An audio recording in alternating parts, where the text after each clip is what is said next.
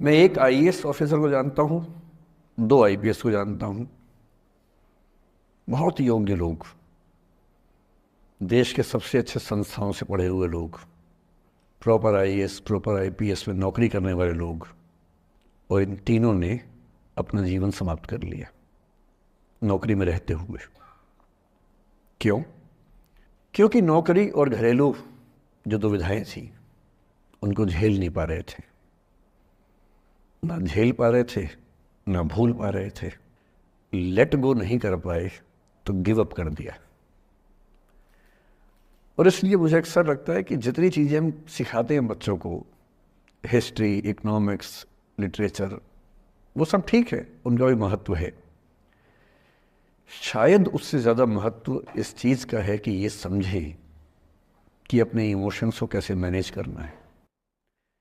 जब जीवन में ऐसा लगे कि सब खत्म हो गया है, जब जीवन में लगे कि बहुत टॉक्सिक किस्म की लाइफ हो गई है, उससे बाहर कैसे निकलें, शायद ये सबसे महत्वपूर्ण लेसन होता है जो हम सबको सीखना चाहिए।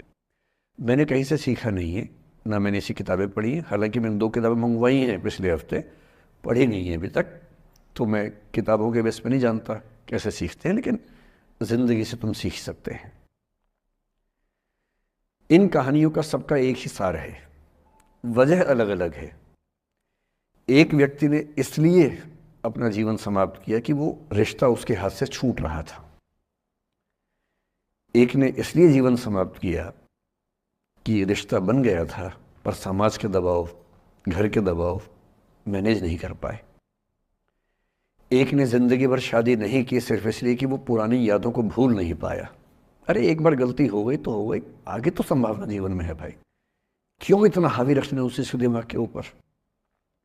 कुछ लोग देश की सबसे अच्छी नौकरी में होकर हर पैमाने पर सफलता की हर कसौटी पर खरा उतरने के बाद जीवन नहीं बचा पाए, क्योंकि दूसरों की नज़र में आप बहुत सफल हो जाए, अपनी नज़र में शून्य हो, तो फिर जीवन कैसे बने, जीवन कैसे बचे।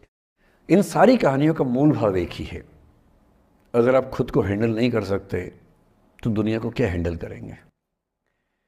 दुनिया को हैंडल करने से पहले खुद को हैंडल करना सीखना पड़ता है, और उसका सबसे आसान जो रामबाण उपाय है उसको बोलते हैं द आर्ट ऑफ लेटिंग गो, जाने दो।